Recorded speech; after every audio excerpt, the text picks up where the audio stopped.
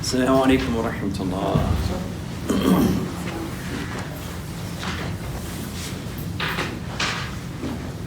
How many of you happen to be in the Jummah khutbah and MAP this last Friday? Okay. Anyone remember anything? Not really. Okay. That's fine. It was somewhat related to some of the things we discussed in our previous classes, but maybe or maybe not, we may go over that today.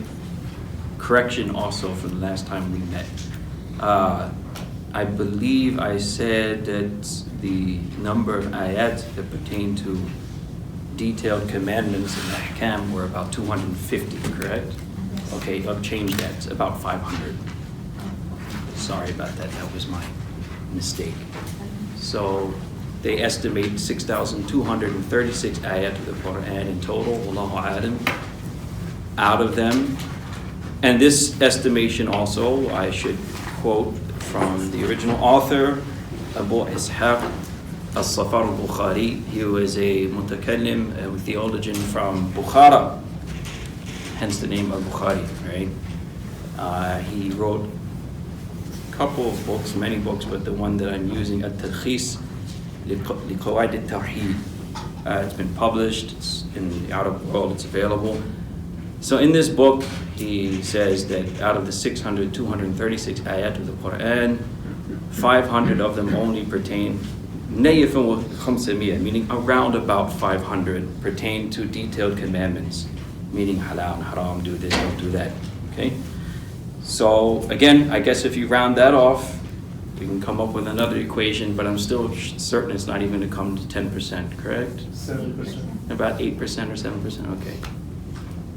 So there you go, good information to keep. That is always something that will be useful if ever you're in that context where people make that claim, which they do, that Islam is all about law and it's religion that pertains only to law. So we can tell them, well, statistically, that's not true. Quran pertains mostly admonitions, and all of those admonitions are for the sake of morality, and even more than that, for the sake of iman, meaning the main message behind it is the oneness and the wahdaniyah of Allah and the prophets, and they're coming to teach mankind this primary and essential belief, and to teach them morality as well, and also, of course, the akhirah, the life hereafter.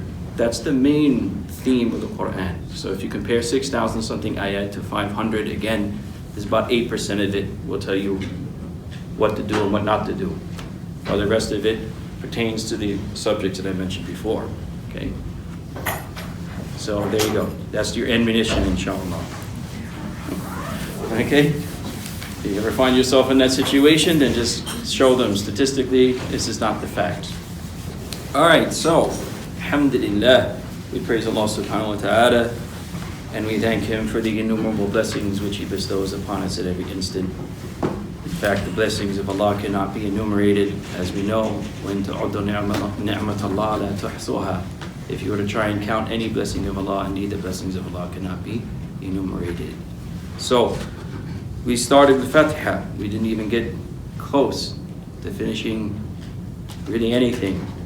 So, obviously, we did certain subjects regarding the Basmala, Bismillahir Rahmanir Rahim, okay? And we started with the statement of Allah Azza wa Jal, Alhamdulillahi Rabbil Alameen, where we'll go back to that point, okay?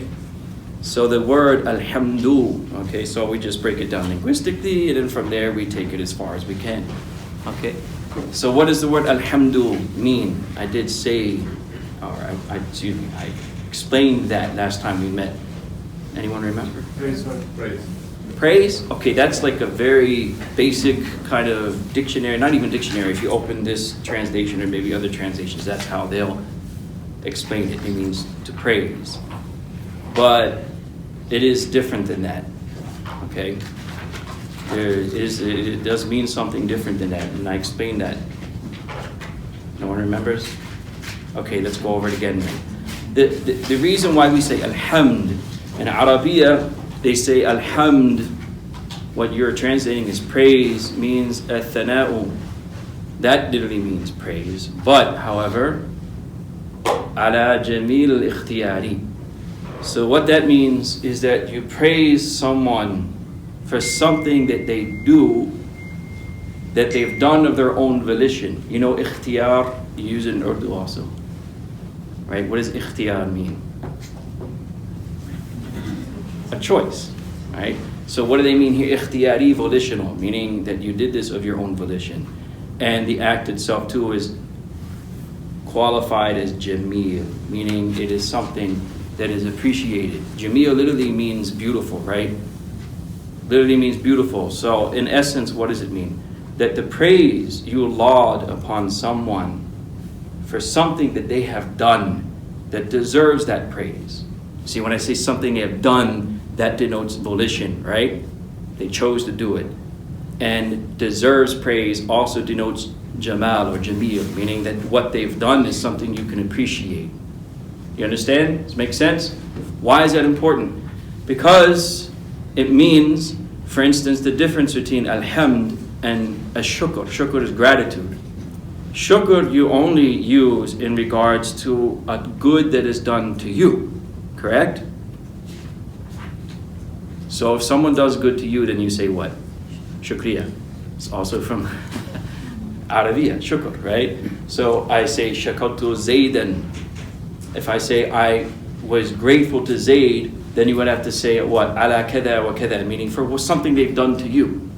Or if I say hamidtu Zaydan ala shuja'atihi, which means that I praised Zayd for his bravery.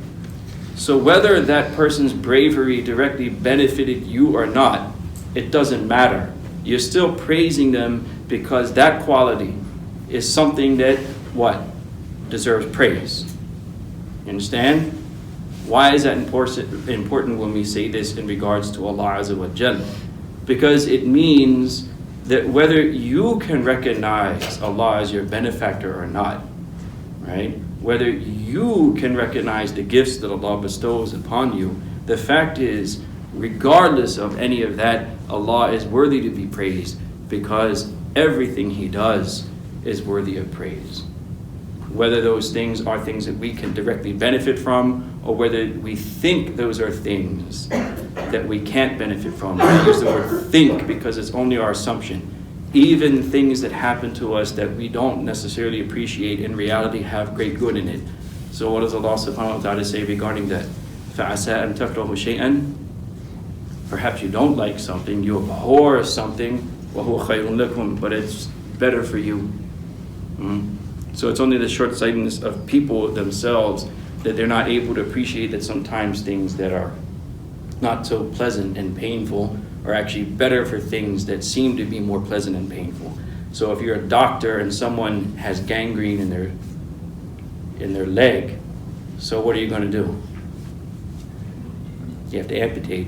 No, if they protest and say, I don't feel like going through the pain of amputation, I'm sure now they just knock them out.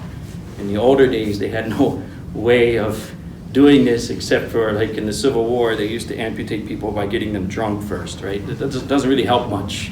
No matter how drunk you get, as soon as the saw hits the bone, right, you're going to feel the pain. And so the person won't be able to protest and say that it's too painful, don't do it. Why? Because, well, it's either that or you die. So right now you're going to have to lose a limb. And in ultimately, that loss of the limb is what saves your life. So the good that came out of that pain, whether you appreciate it or not, okay, it's there. So the idea is what? When we say anything that happens to us, what do we say? Alhamdulillahi ala kulli hal. Right? Allah deserves to be praised no matter what condition we find ourselves in. Because ultimately, whatever Allah does, it is all good. There's no such thing as good and bad in relation to Allah. It is only relation to us. So something that is good for us or harms us, it only relates to us. But as far as the idea that Allah did it, which is true because Allah does everything in the universe, we discussed all this, right? Then we cannot quantify it or qualify it as being what? Good or bad. Everything Allah does is good. All right? So we say Alhamdulillah. Now, based on that, so the definition of Alhamdulillah is when you praise someone for something they have done that deserves praise. Correct? That's the basic definition. So literally, what does it mean? To praise someone for something they do that deserves praise. And that is related to the entire statement. Because after that, we see, Alhamdulillahi Rabbil Alameen. So we're going to get into the meaning of Rabb and Alim. And why is that related to the praise of Allah Jalla Jalaluhu? Okay? Or the way that we extol Allah subhanahu wa ta'ala's perfection. Okay? Because that's also literally what alhamd means in this case, that we are extolling Allah's perfection. Okay, so here, alhamd, if it means to praise someone for something they have done to deserve praise. We also, sometimes the ulama break down this ayah from a linguistic point of view to the point that even they go to the extent of the article al. Now, how many students of Arabiya do we have in here? Just even on a basic level, if you just learned a few sentences maybe, or just a couple of qawaid or rules. Nobody? Not really? A little bit. A little bit. Okay, fine. So that's no problem. We can explain this pretty easily. L, we'll put it right here on the board. We're in grade school again. L is what? Basically here, alif, but it's really not an alif, another Arabic lesson. Alif is always sakin. When it has a haraka, meaning if it has a fatha, a zabar, or a zir, a kasra, or a pesh, or a dhamma, whatever you like to say, okay? If it has a haraka, technically it's not alif, but it is hamza, okay? But anyhow, in al we won't write that. It's not written. It's a long story. And we're going to get too much in Arabiya if we do that. Okay, but we have al, which is basically that alif, and then what? Lam. And the lam is sakin, right? So how do you pronounce it? El. Okay, Spanish. Who knows Spanish? Okay, that's good enough. Carro, el carro. What's the difference? Carro is a general noun, and el carro is specific. There you go. So el serves the same purpose. You understand? You're specifying. So then what would be the difference between alhamdu and hamdun? You know, hamdun is like carro in Spanish. So when you have a tanmeen, which is, do pesh, right? Or an or in. That represents a general noun. So you say hamdun, which would mean what? Praise. In general. Alhamdu would mean what? Literally, if you would, like that would sound very funny in English because that makes no sense. The praise, right? Okay, but that's what it is. You're basically specifying now. This is why the ulama get into such detail. Why does Allah say alhamdu? Because there's another added fact to this, that some qira'ah say alhamdah with a fatha. Because it's like, in Arabic, have you heard people say shukran, afwan, right? Ahlan wa sahlan, okay? So they're basically, these are root words, and they're used in a certain context, which is basic, it's taking the form of like a fi'l or a verb. You understand? So shukran actually means what? Ashkuru lak. I'm thankful to you for whatever you did. But you don't say that, you just say shukran. So you can say hamdan, alhamda, but instead here, alhamdu. And there's a reason for that.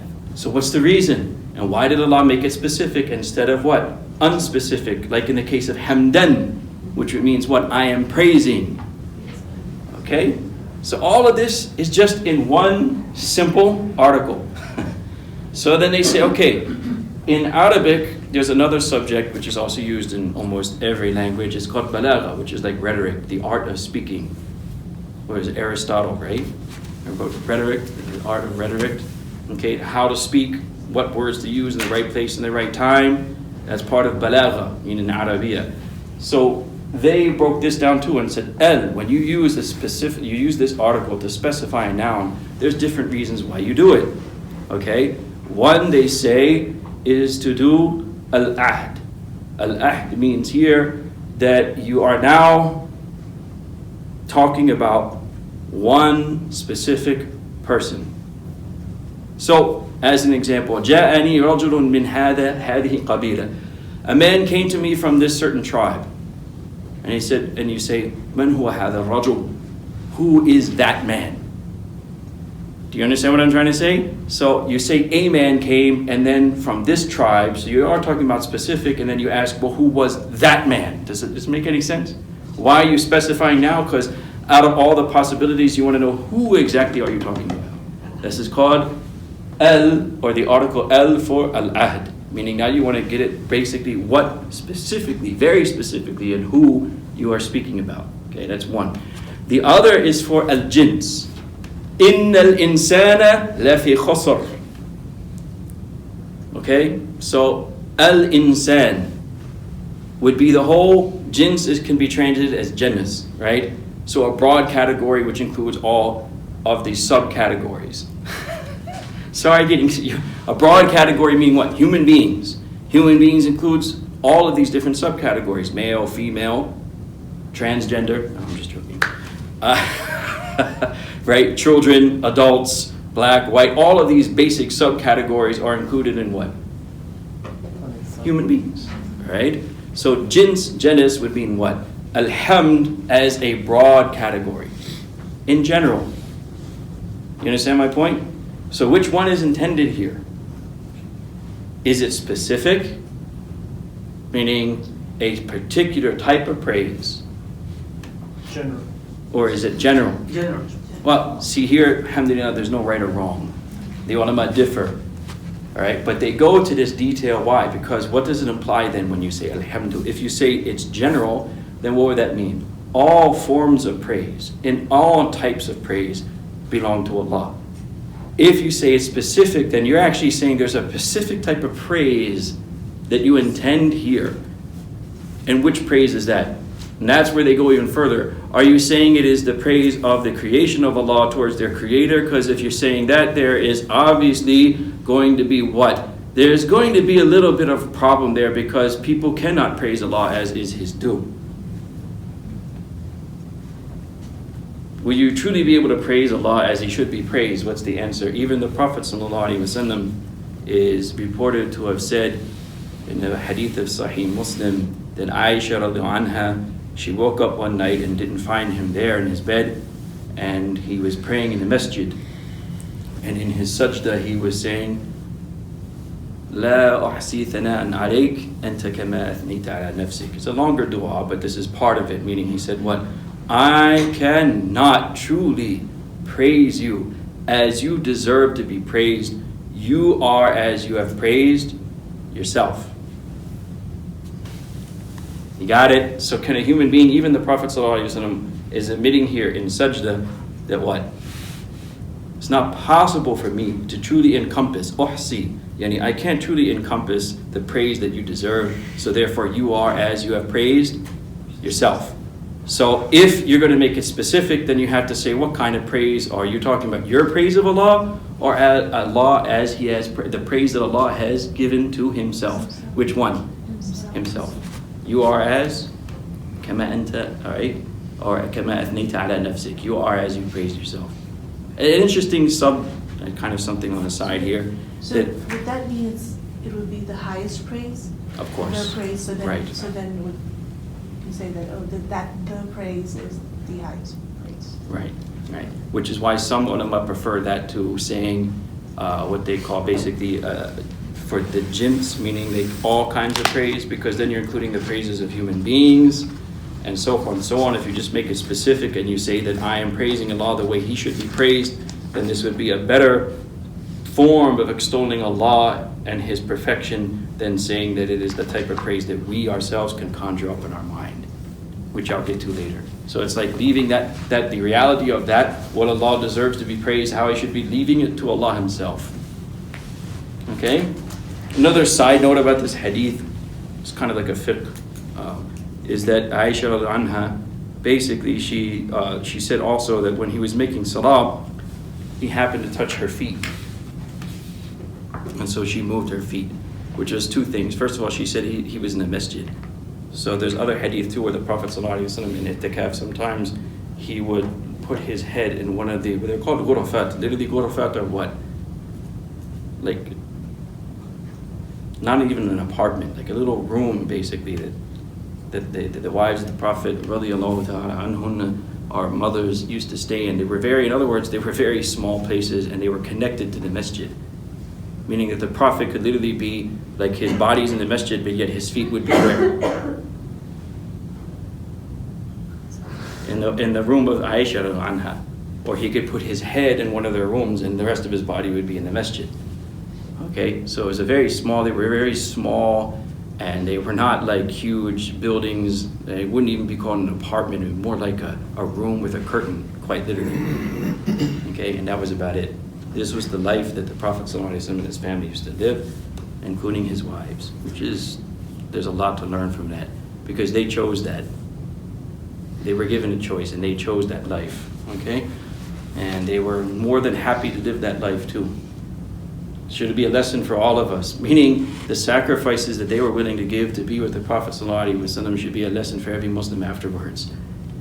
Such an austere life, as Aisha anha described, that Ma shabi'a al Muhammad ﷺ, that the family of the Prophet, meaning herself and all of his wives, right? They never satiated themselves with even barley bread.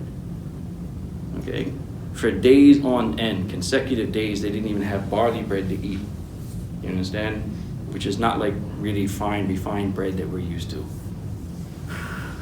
Very coarse, very difficult to eat, right? Doesn't really have much flavor or taste, because here in America they put sugar in your bread too. For the most part, unless you go buy organic or whatever, Trader Joe's, Whole Foods, all that good stuff. But for the most part, the bread that we eat, it has what? It has sugar, it has all this, right? So we should think about these things every once in a while to remind ourselves that what made them do that.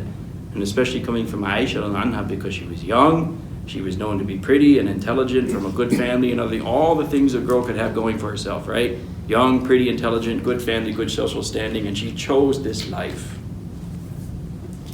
Right? She chose it. She could have said, well, I can have anything I want, right? Being that I am young, pretty, and from a good social standing, I can marry whoever I want, I can live my life with whoever I want.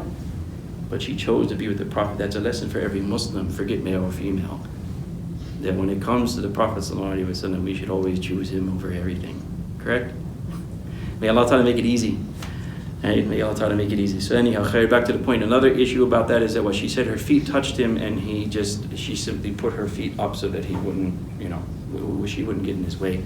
It's kind of like a fiqh issue, off the side, But the Hanafi method, they prove that this is an issue that can, or let's put it this way, do you break your wudu by touching the opposite gender? What does this hadith seem to imply? No. Got it? So he was touching his wife's feet, yet he did not do what? Stop his salah or renew his wudu. So if it was like the Shafi'iyya said, which is what? When you touch the opposite gender, you should make your wudu, then what about this hadith? Side note. Okay? So our answer would be, this is one of the many answers, that well, look what happened here. Aisha anha, her feet was touching him while he was in salah, but yet he didn't stop his salah, he didn't renew his wudu. So it proves that touching the opposite gender does not what? Break your wudu. Okay. Back to the original point. So alhamd, in terms of whether it is the all types and forms of praise or something specific, it depends on the person themselves at that time when they are praising Allah Jalla Jalaluhu and what they mean by it. If I mean by it that I'm praising Allah to what He is due, then I leave that specific form of praise to Him alone. Allah knows Himself, His true grandeur. So we leave the reality of hamd to Him. Or we say that whatever form of hamd there is, it belongs, which is the second part, lillah, which is another part of, this is part of Arabic too. The lam here is what they call idafa, which means possession. Okay? When you have li, like I can say, هذه سيارة li. This car is mine. Li here, this lam means what? It belongs to me. So the lam here, lillah, what does it entail? It's idafatul milk wal istihqaq, which means that it entails that praise belongs to Allah and is only befitting also to Allah. You understand? To praise anyone or any being for that matter As we said before, if hamd means to praise something or someone for something that they do that deserves praise, then we will say that Allah is the only one who possesses this type of praise. He is the only one who deserves this type of praise, because all other things are of the alameen, and He is their Rabb, which comes to the next part. Okay, so Rabb, what does that mean? Rabb literally means Malik, the king. It also means Muslih, one who looks after and tends to the affairs of those whom they have that authority over. Okay, so it's interesting because that implies that one who has authority because they are there to take care of and ensure that the affairs that they have authority over all their affairs are in proper order. That's the implication, okay? So they say a king in the sense, because most of the time you use the word king in our context, and immediately we start to think of what? Oppression, right? That they're the last people to take care of our affairs and the first people we complain about. No? But in reality, amongst the Arab in the past, a king was always to be considered a person who looks after the affairs of the people whom they rule. It should be a given, in other words, that they are the muslih, meaning they will look after the affairs of those whom they have the authority over. So the word Rabb can never be used with this article al when regards to anything other than Allah. So we only say Ar-Rabb in terms of who? Allah. If it's used for anyone other than Allah, then it's only used with the idafa, which is again a possessive phrase. So in modern day Arabic, they call the mother Rabbatul Bayt. What does that mean? Yeah, the master of the house. You got it? Rabbatul Bayt, meaning her dominion, if you will, is what? The house. She has authority, and she has the responsibility with that authority to take care of everyone. That's the mother, right? Rabbatul Bayt. So what does it mean in terms of Allah? It means He is the one who does the tarbiyah, which you've heard that word before. That word occurs in the Quran as well. The Quranic dua we make for our parents is what? Rabbirhamhuma kama rabbayani saghira, meaning this word rabbayani comes from tarbiyah. Oh Allah, have mercy on our two parents just as they have done what? Raised us when we were small. So tarbiyah literally means, as they say in Arabiya, as Adam al-Baydawi says, tabliqu shay ila kamalihi shay'an fa shay'an, which means to take something and help that thing. And when we say shay, we're saying it in its most general usage. Anything that exists is a shay.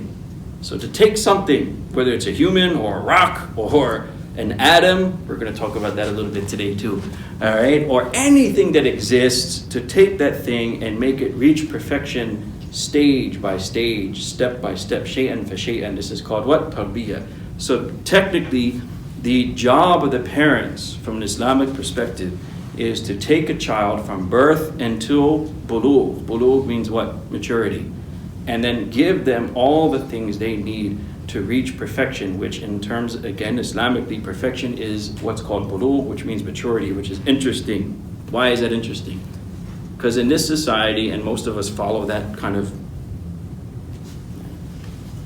paradigm, if you will, worldview, we don't consider people to be adults until when? Right, 18, or even past that. It's like teenage years, they become a whole different category of human development. You understand my point? That we just basically we have like childhood, then teenage years, and then finally when they're 18, they can leave the house, vote, right?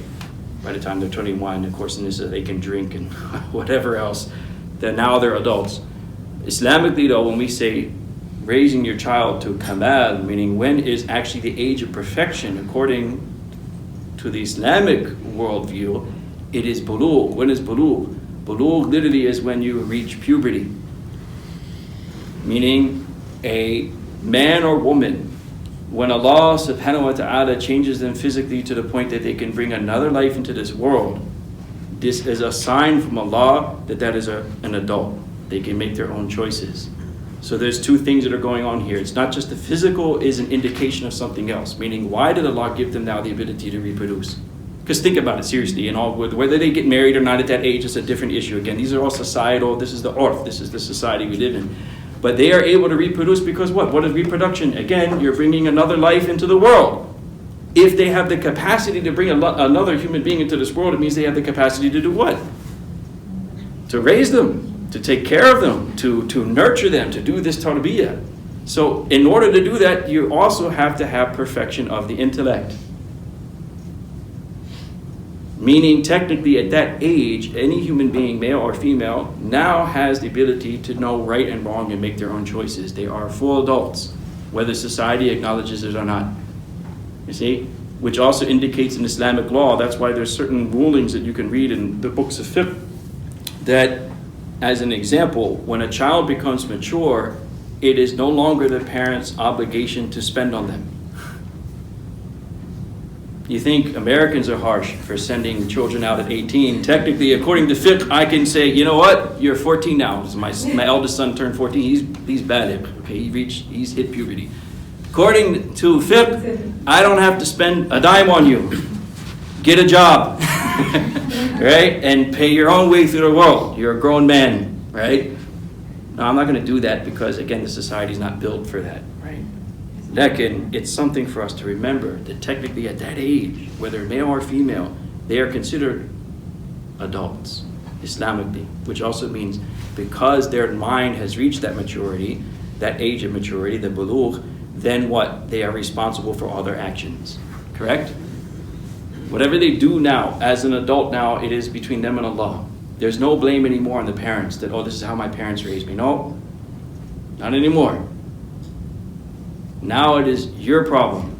You make the choices. You decide you're going to do this and you're going to do that. So something to think about.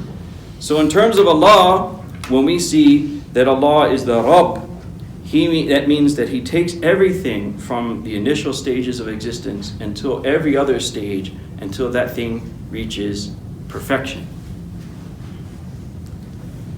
Perfection, no matter what it is. So Iblis too, Allah created him, and He will take Iblis all the way to the final stage of perfection. So perfection in terms of what? That whatever Iblis was meant to be, then he will be what he was meant to be. And Allah Ta'ala will take him to the final stages where he's supposed to be in his, if you will, the pinnacle of his achievements. In the case of Iblis, the pinnacle of his achievements would be what? Complete evil, right? This is kind of related to other talk. As Allah subhanahu wa ta'ala says, every single thing will act according to its innate nature. So Allah created Iblis and He also created Muhammad sallallahu alaihi wasallam. So Allah will take Muhammad sallallahu alaihi wasallam from the initial stages and even through his childhood and his early adult life. MashaAllah, it is in our seerah, the seerah of our beloved Prophet sallallahu alaihi wasallam, that he did not do anything according to the culture of Jahiliyyah. He did not participate in idol worshipping, or he did not participate in the partying and the debauchery and everything else that was going on. He kept some type of form of morals on his own without following the traditions of his people at all. And then from there afterwards, when prophethood was given to him, all the way to the end, even Rasulullah said that on the day of Qiyamah, before he is given the ability to intercede, he will praise Allah in ways that he has never praised him before. In other words, what? That perfection doesn't end.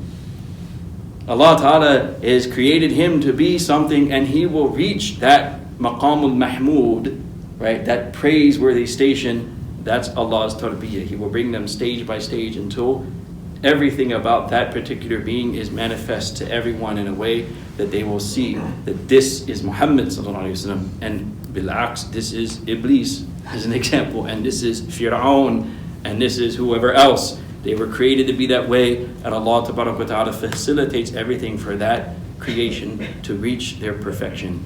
So when you say perfection, again, don't put it in human terms, like that means everything is as we want it, which is also an answer to your question earlier, like Imam Maturidi, how did he prove evil? Rahimahullah Ta'ala is a proof of Allah's existence.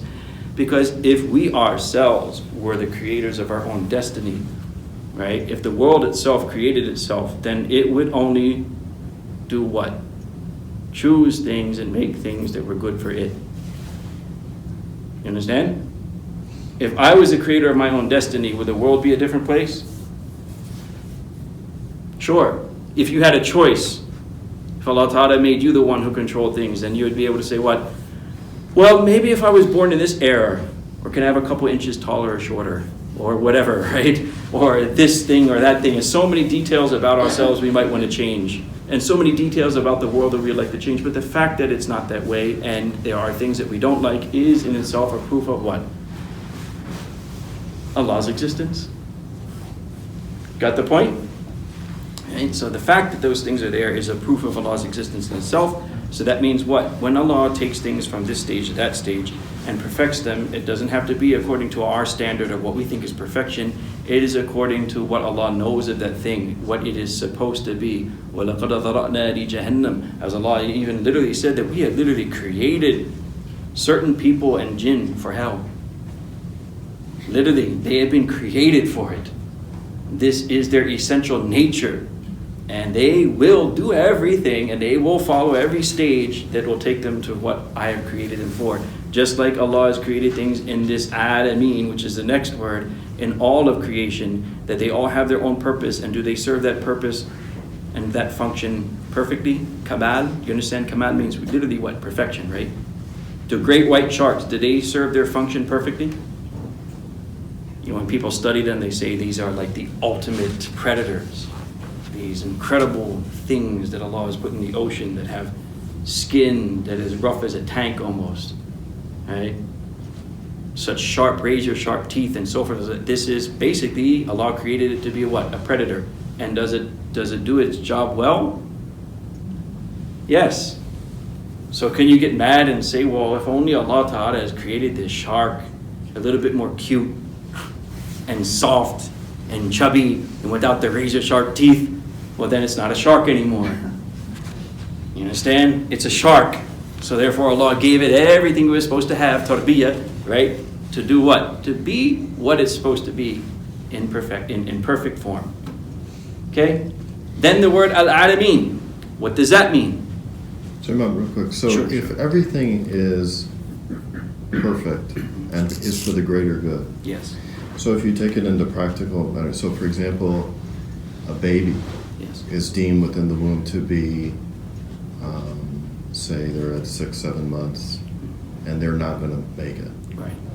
But somehow, according to this, Islamic belief, that this is perfect in its way. Yes. I mean, how do you explain that?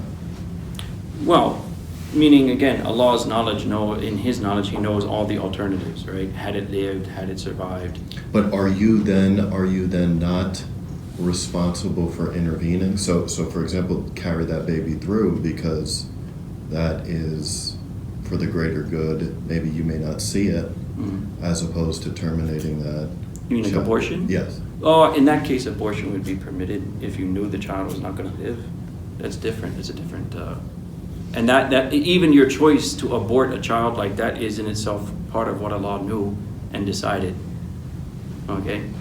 So maybe another example would be, that doesn't really serve the purpose, I think, right, of the question.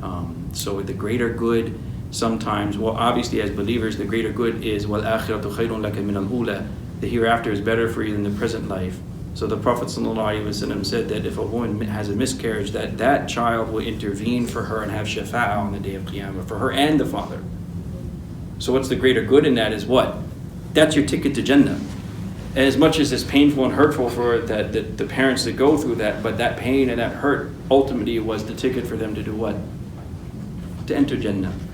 That is the greater good that's behind that. And when we say Allah does what He wants, we don't mean that Allah's actions are without hikmah. Hikmah means putting everything in its proper place as it should be. There's always a purpose behind what Allah does, but we're not always able to perceive nor appreciate that.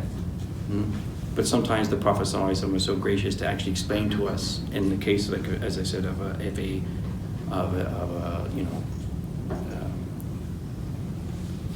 miscarriage, that there is a purpose behind it. It didn't just happen for no reason, and the purpose behind that was that this will be the ticket for these parents to go to Jannah. So no suffering, nothing happens, as the Prophet ﷺ said. Even Allah subhanahu wa ta'ala said, there's nothing that happens to us of things that we like are painful to us except that it has a purpose. At the very least, like a hadith of Aisha anha, it is all kafara, it is an expiation for our misdeeds. Hatta shawka, even a thorn prick. So even that small of a thing, even just pricking your hand with a thorn, is a way that Allah subhanahu wa ta'ala will expedite all your bad deeds, and that's again another ticket to Jannah. So at that moment, we may complain about it if we don't have this foresight and say, why me? But that's not the believer. The believer won't say, why me? They'll say, okay, look, there's a purpose behind this. And if I am aware of that, then there's no doubt Allah will take into account that pain that I felt. From the smallest of things, hatta shawka, like as the Prophet said, even those thorn prick, to miscarriages, to even bigger things. In fact, the bigger the test, the bigger the pain, what? The greater the reward. Right? It's also said that nobody can take burden from another person, right? Another human. So pain applied to a kid, we cannot justify it like it will give goods to parents. It's a different human being. True, but the pain that was felt by the parents, that was the ticket. It was not just the child. But still, it's a different human being we're talking about. Sure, but they're still children, and especially stillborn, like, a miscarriage, they're not responsible. They haven't reached the age of what? You're right, responsible, because they're not responsible for anything that they go through, okay? So at that point in time, sometimes even the lesson is just to remind us. I remember in Kentucky, we had a janazah salah for a child that died with the total, I think they said they took 2 or 3 breaths, and then that's it, they passed.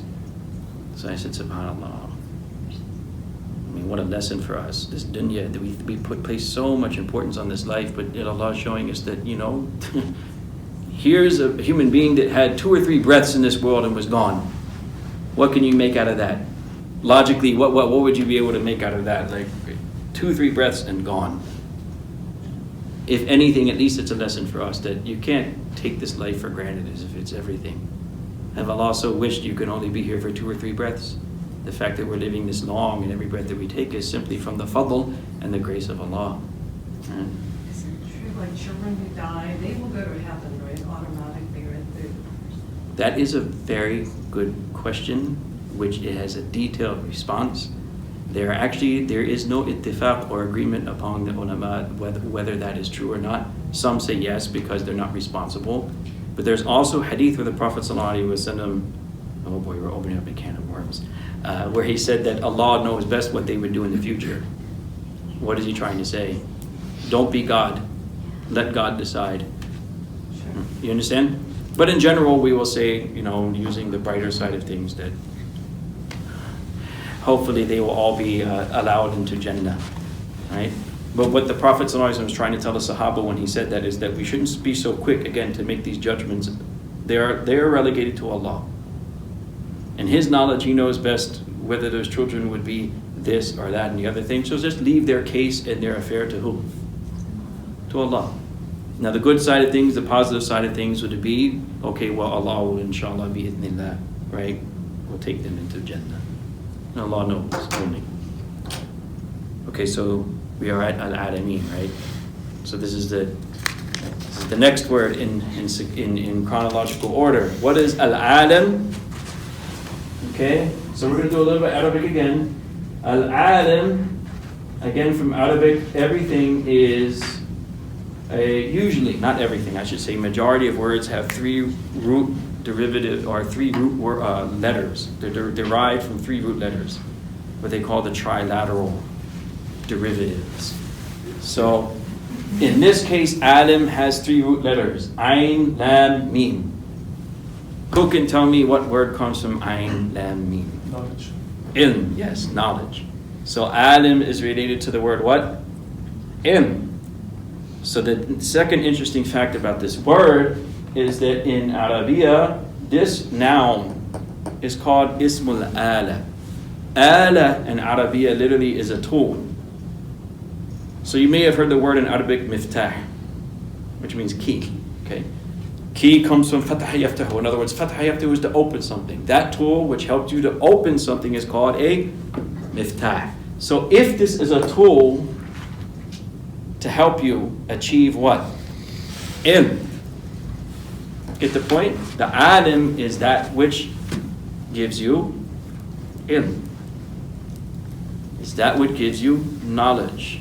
As they say, مَا يَعْلَمُ بِهِ اللَّهِ, meaning things that give you a knowledge of Allah. And in that case they say مَا سِوَى اللَّهِ, everything other than Allah, all things created, everything other than Allah, they point to and give you knowledge of the existence of Allah and His attributes. So literally everything in creation points to and gives you knowledge of Allah and His attributes. Now, bear with me. This is where we're going to get into maybe a little bit of a theological discussion. Okay, some important points. That is that traditionally, the scholars of theology in Islamic history have had what Western academia call an atomic worldview. An atomic worldview. Do you understand what's meant by that? That the world can be broken down into different forms and ultimately to the form of an atom. And now you have a quark too, right? Maybe even something else that someone will come up with. Okay. So everything can be broken down ultimately in its most raw form, in the form of an atom. Okay? So bear with me. I'll try to make it make sense and explain it as simply as possible. So what does that mean? The atomic worldview denotes that, as the ulama say, or these mutakallimun, these theologians, that all things in this universe are either divided into two basic categories. They're either a jawhar, I'll write it here. A jawhar, if you use it in Urdu, what do you usually think?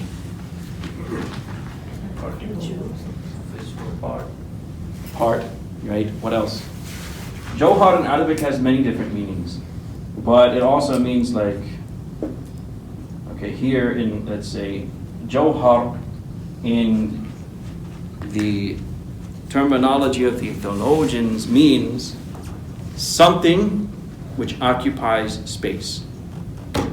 Which is interesting because in the modern worldview, in Western society, that's everything is just what? An extension in space. Right? So anything that occupies what? Space. Mutahayyiz is what they say in Arabiya. Or also they defined it as ma yaqumu bi nafsihi, something that exists in and of itself. I'll explain what all that means. So, okay, the jawhar, right, is that thing that is, in other words, one way of translating simply is the substance. Like substance, right? Something that the substance of something. Then you have the arab.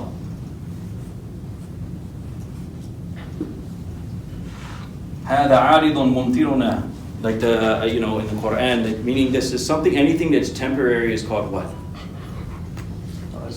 Right, arazi or arab. Okay. Arad al-hayat, another word in the Quran, arad al-hayat al-dunya, meaning the temporary goods of the world. So in terms of theology, what does aradun mean? It means something that is accidental, an accident. So let's explain that. All right, so everything in the universe occupies some type of space, right? That is the jawhar. Right? Whether it is what they call a literal, like the mathematic point, or an atom, that's a jawhar. What else is a jawhar? A jism, meaning something that compromises of two parts or more. That's also what? A jawhar. Now all of these things have a'rab, meaning that those things now can have specific qualities that are not essential, and those qualities can only exist within the jawhar. As an example, you have human beings, right? Now we all have a particular form and type of existence that separates us from everything else that occupies space in the universe, right? But we also have a'rab, which are not essential to us, but they are part of us. Like what? Skin color, height. Are they essential to human existence? No. And those things can change as well, right? That's the primary attribute of something as an accident, meaning it's temporary. Okay. So if everything in the universe can be broken down in these two forms, what's their thinking? That it proves that all of these things have a creator and that they cannot be eternal and have no beginning. Why? For instance, even a point, a mathematical point or an atom, is or can it take on different forms of attributes that are araldi? What's the answer? Yes. So what does it prove? It proves that they cannot exist in and of themselves because they can go through change. And especially these accidents are those that are because they can't exist by themselves. They can only exist in relation to what? Like colors, for instance, is one of the things they define as an adult of color. Can it exist outside of an object or space? Can it? Can a color exist outside of an object? It can. Spectrum, the spectrum is just the colors themselves, but can you see them in real time in what's called kharij, in the real world? Can you observe them and see them outside of a place? That's it. When that's still a reflection of light, right? Or something like that. Isn't a reflection. Something's there. It's still within time, space, like, right? It's particles at least, right? So that's the question. You have to break it down to the very basic. Like, can they exist outside of any of these, right? Jawhar or an ajsam or physical bodies? Then the answer would be what? No. So they can't exist by themselves either. So what does it prove? No matter what it is in the universe, all of it, right? And every single aspect of it is something that exists within time, space, and place. And because of that, they cannot be eternal, which means they have a beginning. And because of that, that means that everything that has a beginning is impossible to imagine that they have a beginning and that they started to exist within time, space, and place unless something or someone made it.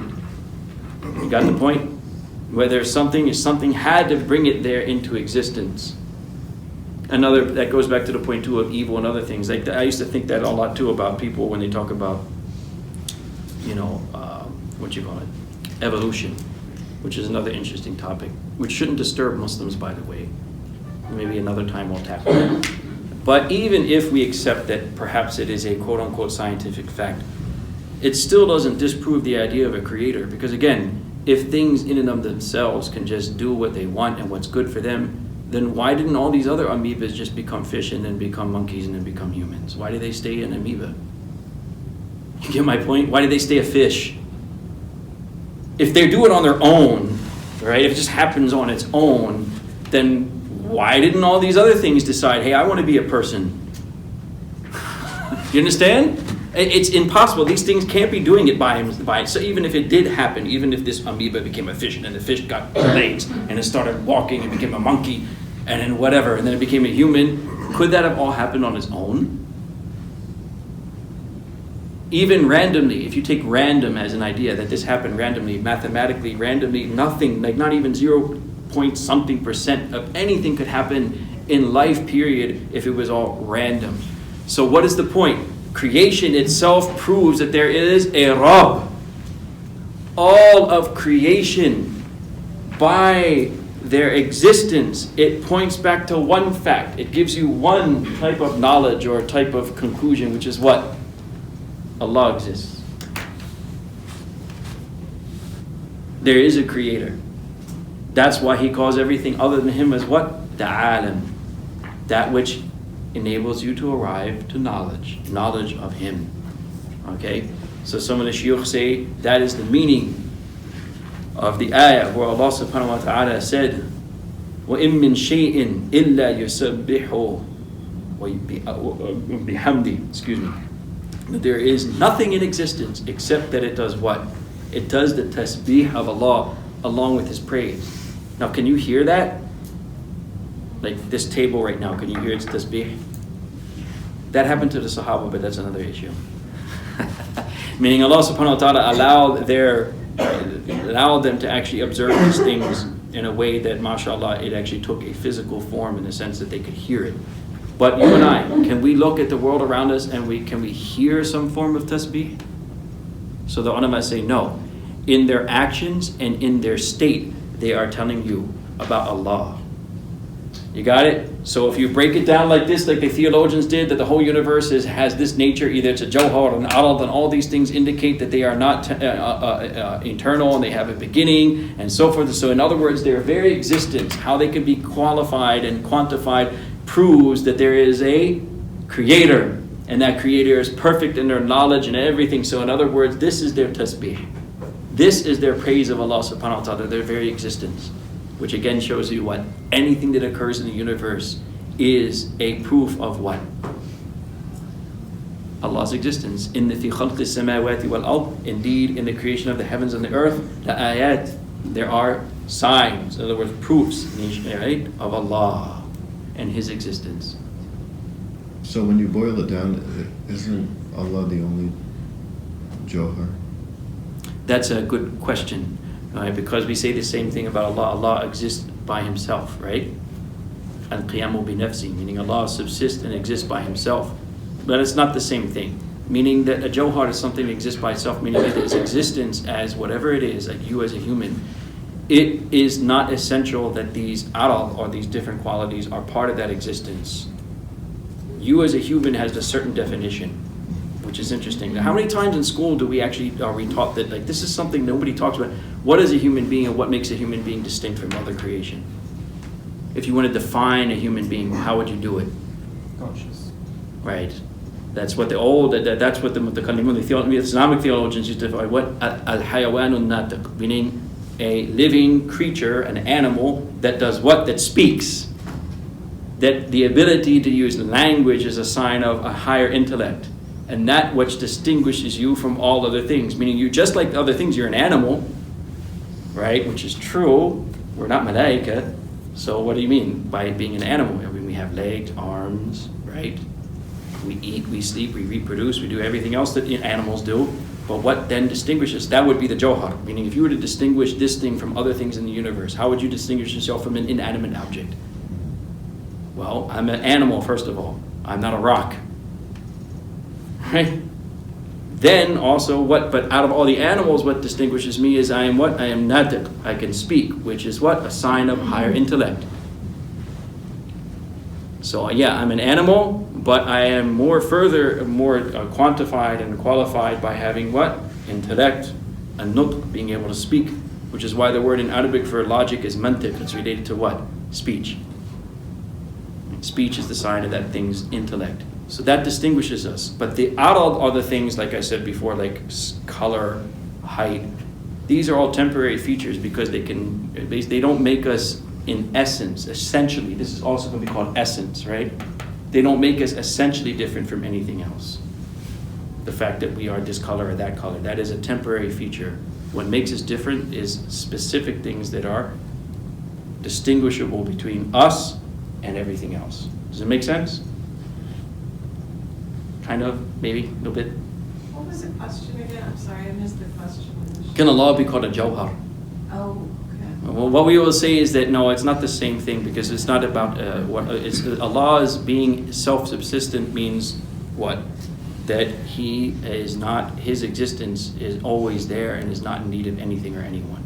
It's not a distinguishing factor. You understand? Like, here is Allah and then there's this. No.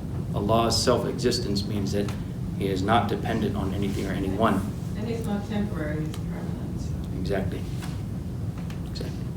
I hope that makes sense. So then, when you break this down, if further to the hadith Qudsi that we mentioned last time, Sahih Muslim, there's this hadith that is found, and also in all the other books except for Bukhari, meaning Tirmidhi, Abu Dawood, and Nasa'i, Ibn Majah, right? Basically the hadith Qudsi in which the Prophet ﷺ said that Allah said, قَسَمْتُ الصَّلَاةَ بَيْنِي وَبَيْنَ عَبْدِ نِصْفَيْنِ. I have divided salah, meaning surah, and literally they say salah here refers to what? Surah Fatiha, into two parts. The first part is what? So when my slave says, إِذَا قَالَ عَبْدِي الْحَمْدُ لِلَّهِ رَبِّ الْعَالَمِينَ. So when the slave of Allah says, الْحَمْدُ لِلَّهِ رَبِّ الْعَالَمِينَ, then Allah says, قال الله تعالى حمدني abdi, my servant has praised me. When the servant says Ar-Rahman Ar-Rahim, Allah says Athna Aliyya Abdi, my servant. Thana, again, praise. In English, we probably say the same thing, although it's not necessarily synonymous. But even here, as we learned hamd, we did define it in Arabic even as what? Athana. Right, so let's use it synonymously here. Same thing. My servant has praised me. Then the next statement, which is what? Maliki yawmiddin. Then Allah says, Majjadani abdi. My servant has what? Glorified me. Tamjeed. Right? Now the ulama explain this as to mean what? Hamd is to praise someone, as we mentioned before, for something that they have done that deserves praise. So this is to say that we are praising Allah subhanahu wa ta'ala for the things that He does, His af'al, like creating, like giving sustenance, right? And this will go back to a point, I'm trying to give you technical, like what is the difference between essential attributes of Allah and the attributes of Allah regarding His actions? Essential attributes of Allah are those attributes that cannot have an opposite. Like what? Ilm. Allah is omniscient, right? Has ilm. Can you qualify Allah with the opposite of it, which is ignorance? No. Okay. Allah yabsutu rizqa liman yasha wa yaqbid. He extends, meaning He expands His provisions for whoever He wants, and He also holds back and restricts His provisions, meaning there are two opposites. He can give, and He can also what? Withhold. Those are called the actions of af'al of Allah. Things are described in opposites. So Allah can give, and He can also withhold. Either way, when we praise Allah, because He deserves to be praised, we're saying that in all things He does, He deserves to be praised, and we say, Alhamdulillahi Rabbil Alameen, so which Allah responds by saying, what? My servant has praised me. Then when you say Ar-Rahman Ar-Rahim, why the ulama say, did Allah say again, Allah, my servant has praised me? Because Ar-Rahman and Ar-Rahim, they both denote mercy, right? And they also both denote something that is essential to Allah, and also what is what? Part of Allah's actions. What is essential to Allah is mercy. Kataba ala nafsihi rahmah. Allah says that He wrote as a rule for Himself, the rule of what? Rahmah. Okay? Mercy. So that this happens again, okay, mercy. So what about all these other things that don't go on? And I'm repeating the same thing. What about things we don't like? What about things like Iblis? So one of the shuyukh was approached by shaitan, and he actually asked that question. He said, Allah said, wasiyatu rahmati kulla shay. My mercy embraces all things in existence. Am I not part of that? Is what shaitan asked him. You understand? So yes, absolutely, rahmah is an essential attribute of Allah. In what way? Because as Ibn Ata'Allah rahimahullah said so beautifully, ni'matan, there are two bounties and blessings from Allah that ma kharaja mawjudun anhuma. There is nothing in existence that can get away from these two blessings. What are they? Ni'matul ijad wa ni'matul imdad. The fact that Allah brought it into existence, and then after bringing it into existence, allows it to exist. He is the Rabb of all these things, right? So you're shaitan, as I said before. That's what you are, just like the shark. You're a shark. The fact that Allah brought you to an existence and then provides for you too, being a shark in that case, in that example, is all what? Is that rahmah? Is it? Absolutely. So yes, Allah's rahmah reaches you too, and the fact that what? He created you, and He provides for you, and you do your thing. You understand? And you do your thing. And in all of that, Allah allows you to do it and gives you everything you need to do what you need to do. Right? Is that a rahmah or not? So is rahmah an essential attribute of Allah? What's the answer? Yes. Okay. That's again why shaqqaqtu, I took, like Allah said Himself, I took my name of Ar-Rahman from Rahim, from the womb. So the child comes from the mother, right? That is a mercy in itself. That's why the ulama say that no matter what kind of people your parents are, why should you love them and show them respect? Because you wouldn't be here without them. It's really just that simple. And it's, so, obviously, you know, my kids and all of our kids are growing up here, and they question a lot more than, Right. and I grew up in a different country, everybody was Muslim, and they didn't, you know, I never thought of asking the questions that they ask. Right. So sometimes they'll ask, like, I didn't ask to be born. Right. You know, like, you know, especially if they're upset about something, like, you have to do what I'm telling you to. Like, so, I don't know what to really say to them. Because they don't make the choice to be born, even though we bring them into the world. Yeah, you have to even be careful. You couldn't say, well then, why don't you just go die? Because unfortunately, there are actually some people that would actually choose that. This is unfortunate. This is this is really just a result of so many different psychological factors of the kind of society we live in right now. And that's why I kind of teach these classes the way I do, because there are so many layers and complicated layers on top of that too. This is very complicated of what happened to the human psychology, that we're getting to the point now where kids ask those kind of questions. Normally, you could say to a normal person, well, if you're that miserable, then just choose death over life. And most normal people would say what? No matter how bad things are, I'd rather go on living. So Aisha anha actually said that to the Prophet ﷺ when the Prophet said, إِذَا أَحَبَّ عَبْدٌ لِقَاءَ اللَّهِ أَحَبَّ اللَّهُ لِقَاءَهُ. When a person loves to meet Allah, Allah loves to meet them. Now meaning Allah, meaning what? Death, right? So Aisha anha, she asked the question, well, nobody likes to die. She said, so I said, wait a second, well, what does that mean? Because none of us want to die. And so the Prophet ﷺ said that's not what it means, that you love to die. It just means that you are prepared to die, meaning when the time comes, you're ready to meet Allah because you love Allah subhanahu wa ta'ala and you want what's His mercy and His goodness, right? So the idea is what normal people don't really, when they're psychologically in sync and they're like kind of, healthy in terms of their mental state, and they're not suffering from different things that people suffer from now, depression and anxiety. They're not going to say that, well, yeah, things are really difficult, I have to do homework. That means I just let's end it all because I have to eat, I have to do my homework. Like, would a normal person do that? But the problem is nowadays, as I said, that there's so many complications with the human psyche that some people may actually say that. If you joke to them and say, well, if you're that miserable, then just end it all. And say, okay, I will.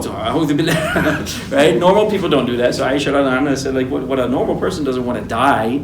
They don't want to die. Nobody wants to die. They want to keep on living. Right?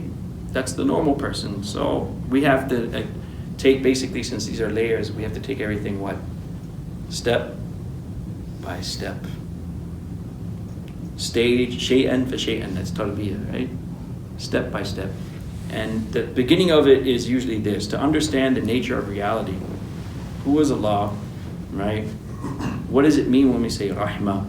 That even things that are unpleasant, whether we appreciate it or not, are in reality part of Allah's rahmah, part of Allah's perfection. And so, hopefully, we can try and tackle these issues one by one, inshallah ta'ala. The next ayat which we will start, this is the second part of the first part is what?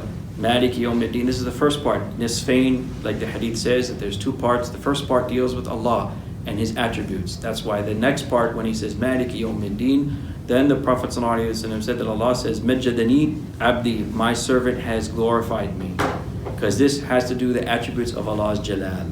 Allah's Jalal are those things of grandeur, as opposed to things like mercy. Then there's certain attributes of Allah that have to do with His what? His grandeur.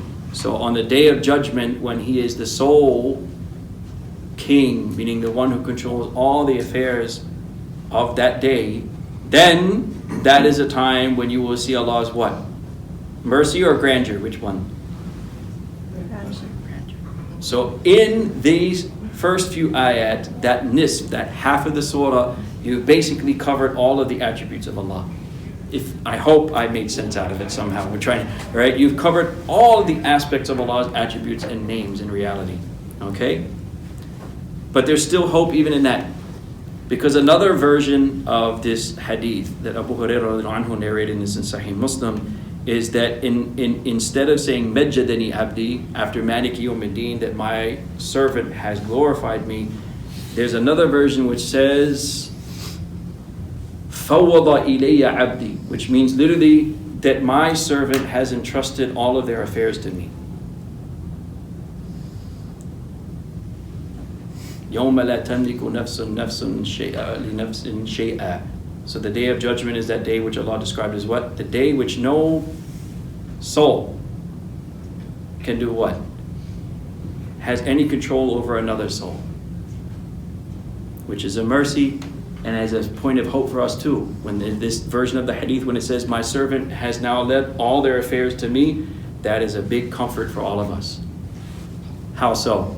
As an example, some of the fuqaha state, this is a controversy issue, right, in our modern, postmodern context. So everyone here knows pretty much, so what is the punishment for adultery if it's proven? Rajam, right? Okay, it's pretty harsh, no? But do you know like what it takes to prove that someone's committed adultery? It's literally not just witnesses, it's impossible. Yeah. When we say eyewitness, I can't get into details in this majma for reasons, but it literally has to be like you're seeing the literal act up front, close and personal. It's literally impossible. Okay? Even then, the ulama say that even is it possible for four honest people to get jealous of someone and then make all of this up? Is it possible? You say absolutely. There could be a time, let's say they don't want to get rid of someone, so they all come to the qadi and say, no, we saw it. It happened, and the poor person's just sitting there like, what do you? So all these four people came, so the judge at that time, who is over your case, can only judge according to whatever knowledge is there in front of them. It could be possible that these people are just jealous. That's very possible within the human realm of, right? Possibilities. But the point is what? In this world, right? To say that every time in every case that complete justice will be served. Maybe not. But the good news on the day of Qiyamah is who is the one judging you? Allah. So, يَوْمَ لَا تَمْلِكُ نَفْسٌ لِنَفْسٍ شَيْئًا. No other human soul can come and intervene and say this happened, this didn't, right? You are alone with your Creator, which should be a source of hope. فَوَّضَ إِلَيَّ عَبْدِي. My servant has left his entire affair, their entire affair, her entire affair to me. So I'm the one who will judge alone. So who would you rather have judge over you? A human or Allah? Because who understands you better than Allah? And if you have an excuse, as the Prophet ﷺ says, Allah loves excuses. Like, look, you knew me. I am what I am. You know? I did my best. Unfortunately, you know the rest. Right? So have mercy on me. So even in Allah's grandeur, this is what it means, the ayah that I mentioned, كَتَبَ عَلَى نَفْسِهِ رَحْمَةً. Allah's mercy, always what? This is also a hadith Qudsi. سَبَقَتْ رَحْمَتِي غَضَبِي. My mercy over always comes my wrath. In essence, what does it mean? Again, Allah subhanahu wa ta'ala, knowing our conditions and knowing everything about us, judges us accordingly, and even on top of that, He accepts our excuses and our pleas, and the fact that we will come in front of Him and we'll try to say, well, you know what was going on, please forgive me for the mistakes I made. This is a source of hope for us, as much as it is a source of fear, because then also there's certain things that we did and we know we did, and we knew really what we were up to, and everyone else assumed that we are so mashallah, neek and muttaqi and all these other things, and we knew that deep down in the back of our minds we were doing something else. We were totally badmash, right? that's the fear part. Allah knows that also. Like, you were up to something and I knew it. So may Allah give us both hope and fear, but hope should always overcome what? Fear. More hope than fear is what's expected of us. Any questions, Sean? Sure. This could be a course, but it's a question. We were talking about coming to the age of maturity, and raising our children in this time. So what do we do in that age group, right? Because, they're battling whatever it is they're battling, like the hormonal stuff, then there's the societal stuff. So like when we're working with teenagers or when we're raising them, like are there things that can help guide us to find that balance between the maturity versus the immature, Sure. There's obviously a lot of information out there right now on the internet and even in forms of books and other, there's so much information about how to raise your children, even Islamically speaking. But the best thing to do is, like, sometimes, a lot of these things aren't really helpful either, because you have to let things happen organically. I have a friend of mine, or someone I knew in Chicago, Omar Qureshi, who happens to be of Pakistani background as well, but they were raised here, right? And him and his wife, he said they were in these Barnes and Nobles, and they saw all those self-help books, and part of it is parenting, right? And she's looking at it, I said, what are you doing? Why are you looking at that? She thought, well, it's going to help us out, right? I said, well, didn't you see your parents raising you? And your grandparents raising you? Meaning in a traditional Islamic society, like in Pakistanis, right? You learn it by what? Just observation. It's organic. You just kind of learn how to do things. It's an ebb and flow. Only when we come here, then all of a sudden it becomes challenging, because now we're just by ourselves.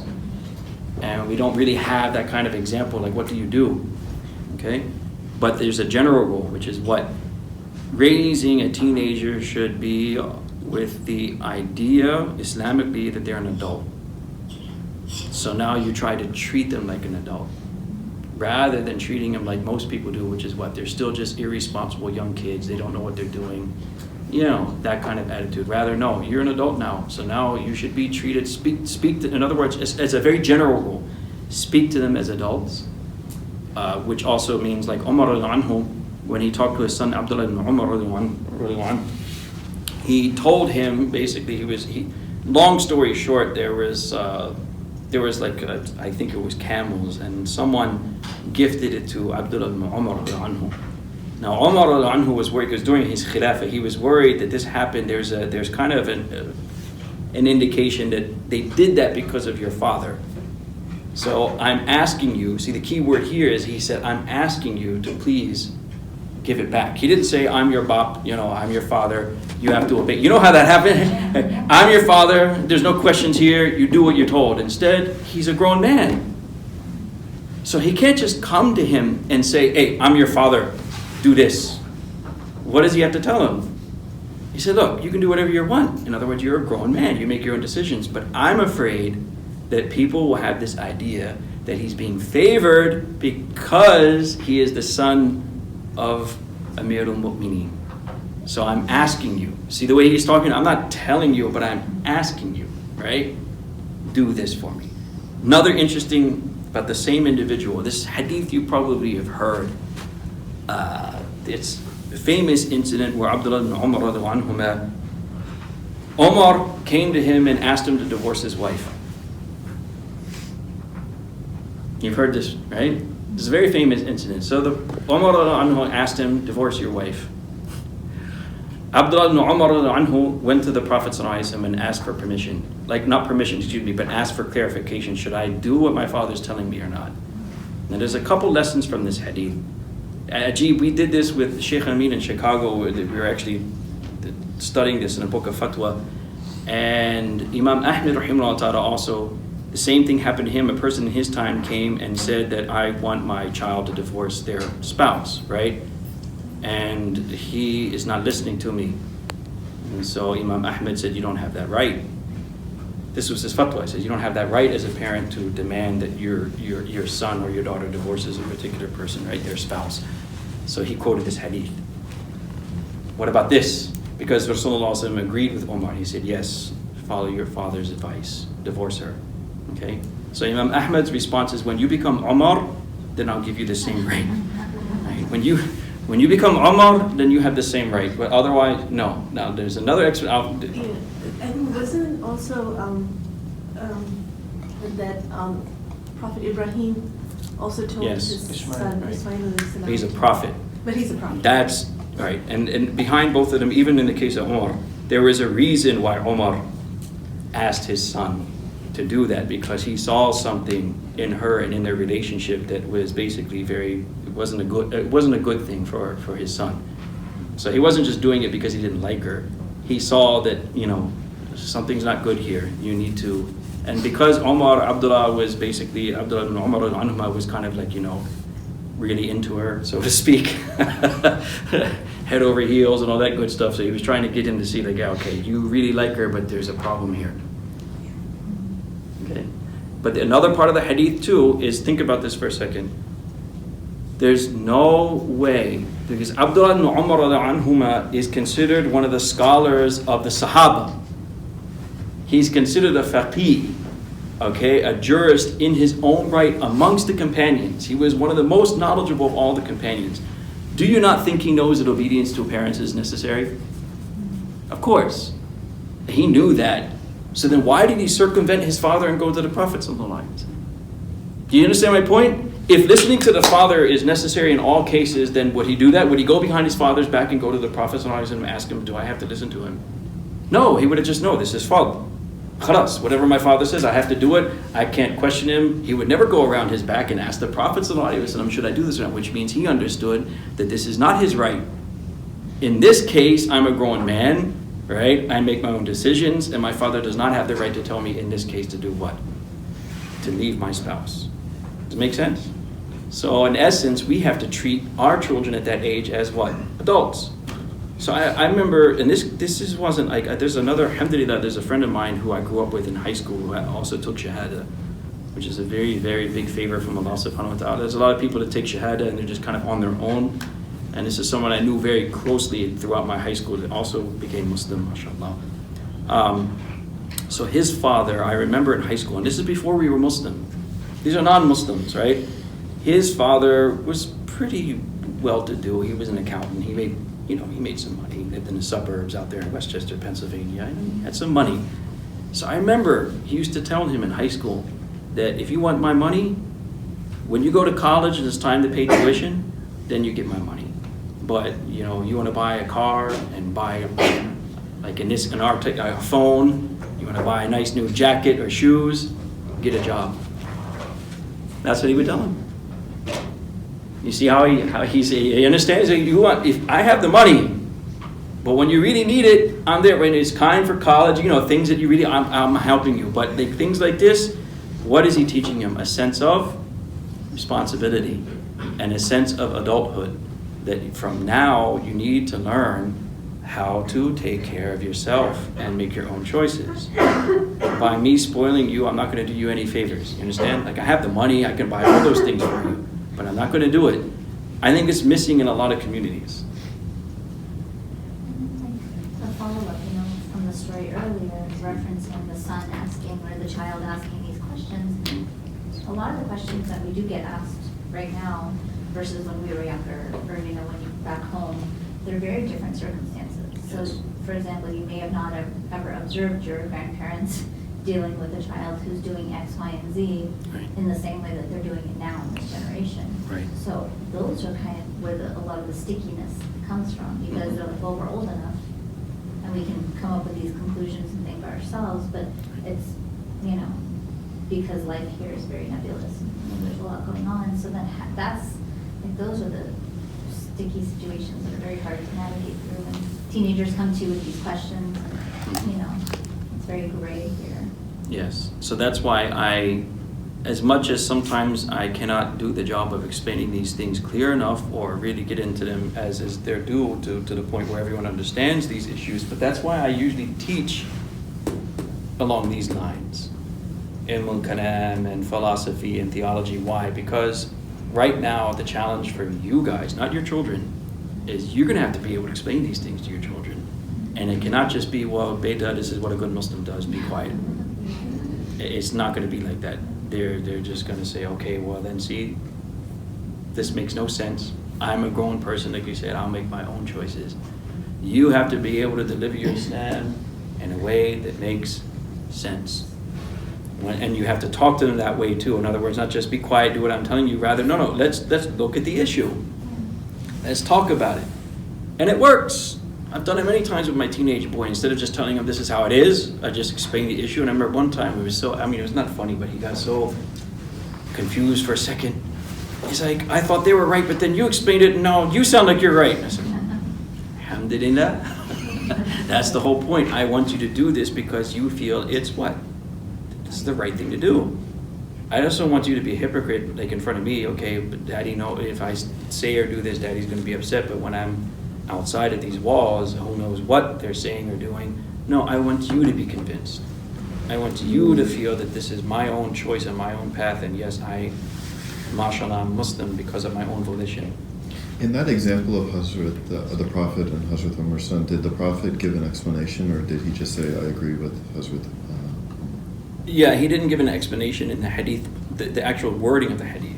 A lot he of just scholars... said, I agree with your father. Right. A lot of scholars, though, gave different reasons of why Omar was not happy with his daughter-in-law. But that was enough for Hazrat Umar's son, just to hear it from the Prophet. The Prophet, yeah. Meaning the Prophet had to give the final word. He's the one who had to say that, yes, like, okay, your father's right, which also shows, again, that if it was the haqq of the father, the right of the father to demand it, he wouldn't have asked the Prophet sallallahu alaihi wasallam. So that means by fiqh perspective, this is the whole point. The ulama said that actually there's certain things, and this is why parents have to be educated. There's certain things in which the parents actually don't have the right they assume. One of them is this: marriage. So even in the fiqh book, if, like, technically, again, this is the context of society and morals of society, but technically from a fiqh perspective, just strictly speaking, legal perspective, if me as a father, if I marry my daughter right now, who's like 7 years old, right? If I say, like, in the future you're marrying Fulan, right? From a fiqh perspective, it's accepted, but if she grows up and she looks at me and said, Daddy, I don't like that guy at all, she has the right to do what? A fasakh, to annul the marriage. Okay, she has that right. She can literally say, like, okay, well, yeah, you thought he was good and you thought it was cute to pair us up when we were kids. Now that I'm older, I don't want anything to do with this guy. So she can decide that, right? So basically in a marriage, the parents do have some rights. They can complain about a potential partner to the qadi. That's the other key part that people forget. Meaning what? They have to go to the judge and present a reasonable Islamic excuse of why they don't want these two people together. You understand? They have to provide a reasonable excuse that, okay, the reason why I don't want this person with my daughter or my son or whatever the case may be is, right, it has to be acceptable, and then the judge can decide. Which also shows us, again, just by themselves can they say, no, unacceptable. You see what I'm saying? No. The other thing, which is going to be real controversial for some of us, is they don't have the right to force the child into a certain profession either. What's that? We're beyond that. Yeah, beyond that, yeah, you can't do that either. Well, but it used to happen, right? Like, obviously, people insisted that, my son or my daughter must become this, and you're not allowed to do that either. Technically speaking, from a Sharia point of view. So there's certain things, and those are very indicative of what they're grown people now. They should be able to decide who they're going to marry and also what they're going to do, right? They should make that. You can advise them, you can encourage them, but you can't force them. It's not your right to say that, no, you have to do this, you have to do that. Allah Ta'ala wa ta'ala make it easy. Anything else before we wrap up? Yeah. So. Can we do a separate parenting? Yeah. Application. Yes. I have to talk to myself too. Everyone's struggling with this in this society, but the best option is, again, treat them like adults, speak to them like adults, but in order to do that, we have to learn as well. We have to tackle these subjects head on and really learn our deen in a way that we can explain it confidently to people that makes sense. MashaAllah, may Allah Ta'ala make it easy. Just one point before I end. How do you know, related to professions, how do you know what profession is good for you or even another person? It's too late for most of you now, you're adults. Well, no, not really. I mean, you can always decide that, hey, you know what, I'm going to change this, right? I'm going to do something else. How do you know what is the best profession for you in terms of earning your rizq? You know what it actually is? Whatever is easiest for you. Meaning it comes to you intuitively. It's not something you have to force yourself to do, but it's something you do well, and Allah blesses you in it. It's like, I can do this well. This is me. I'm good at this, and I can do it well, and I can make money doing it. That's the kind of thing, whether for yourself or for your children, you should encourage them. Right? If they're not doing good in biology and you're insisting that they're going to become doctors, even if they do become doctors, it's not like right? Rather look at what their strengths are, and even yourself. If this is where Allah has put my rizq, then that's going to be easy for me. It's going to, and also because you don't want your pursuit of rizq to be something that causes you to go crazy also. Right? There's no point in being a certain profession if you can't stand doing it. And every time you wake up and you say, oh boy, another day at work. It should be something that you enjoy, something good that you're good at, and it has fruits and any thamarat, that there's barakah in what you do also. That's the easy answer. So when it comes to dunya, the shuyukh say that whatever is easy. When it comes to deen, then if you have to force yourself a little bit, no problem. When it comes to dunya though, do whatever is easy, no problem. Inshallah. Make sense? If there's any mistakes that I made, may Allah Ta'ala forgive me. And inshallah, hopefully next time we meet, we will cover the second half of Surah Fatiha. Jazakallahu khairan kathira. Jazakallahu khairan.